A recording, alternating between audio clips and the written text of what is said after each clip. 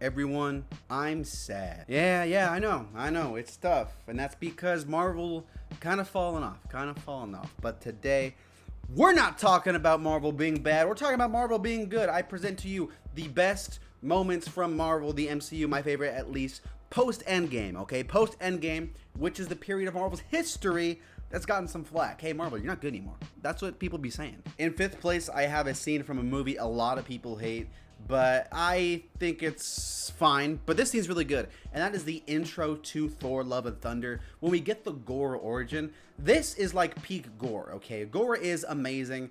I don't think people really deny that. And this intro to the movie, where we get his origin, we get his setup. Oh, the gods betrayed him. The gods are all jerks. It's a really fascinating point and origin for Gore as a character, and I just love seeing it, dude. Christian Bale is great. The history of like that fallen sword, and it sets him up pretty well as a character. Oh yeah, I think all gods, they gotta go. Up next, I have a movie that a lot of people actually like. Probably the best movie post Endgame, and that is the ending for Rocket. Guardians of the Galaxy Volume 3 is an amazing movie for Rocket as a character, from, you know, the origin, the setup, to him awakening at the end. And I'm kind of going with this last moment where he finally accepts what he is. He's in the High Evolutionary's like little pet chamber. He opens up the cage. He sees all the little raccoons. He sees the title raccoon. He accepts who he is, all of his faults. And I think it's just a really beautiful moment in the whole trilogy for Guardians. Love that stuff. Up next, I have a moment from one of the TV shows, and that's He Who Remains moment from Loki. Remember back in the day when we were all still getting really excited about all the Marvel shows, the Disney Plus shows? I do. It was a special time in all of our lives, you know. Loki, Sylvie, they jump onto this scene. The show was pretty good too. I haven't seen the second season yet, but the first season of Loki is pretty damn good. Owen Wilson, fantastic. This moment, man, it's just, the hype going away from this was insane. We finally got our first look at Jonathan Majors as some variant of King the Conqueror.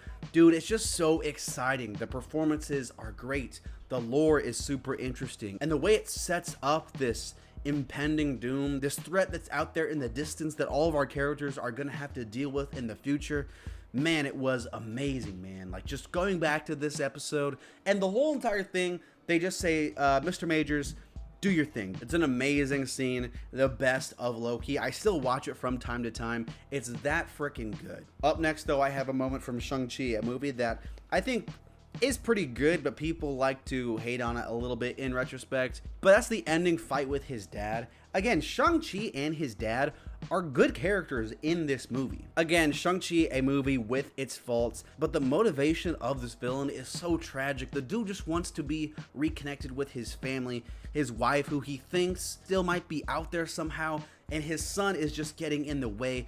And he doesn't want to fight his son, but if that's what he has to do to get to his wife, one of the fights post Endgame that has the most emotion. I can feel it in these characters, these performances. It's the highlight of the film for me. It kind of stinks that they followed up with this big dragon battle and stuff like that, this CGI craziness fest, but this moment right here, it's a character-driven battle. The choreography is great, and dude, I love it. Haha, I love it. In first place, though, it should be no surprise, all the Spider people coming in No Way Home. We all had our doubts, okay? We all had our doubts going into No Way Home. Man, there's no way Andrew Garfield's showing up. Tobey Maguire? That guy's like 70 years old. There's no way he's popping up. When the portal opens up, we see Andrew in the distance. He runs up, takes the mask off. What a feeling, dude. I was hooked on a feeling back then. Absolutely crazy. The theater erupts. I'm going like this. I'm losing my mind. Checking my pulse. Kid next to me's dead. Dude, it was absolutely bonkers. A moment I'll never forget. Same thing with Toby too. It's not just Andrew. I love you, Toby. Well, I like you more than Tom Holland. Don't tell Tom though. It's an event of a movie, yes, but it's moments like this that are earned after like 20 plus years of cinema that just pay off in the best way. Dude, so freaking hype. Yeah, it's like the next movie after Endgame, so it's like barely post Endgame, but shut up. Don't talk about that. That's the video. What are your favorite Marvel moments post Endgame? Let me know what you think, and if you like the green screen,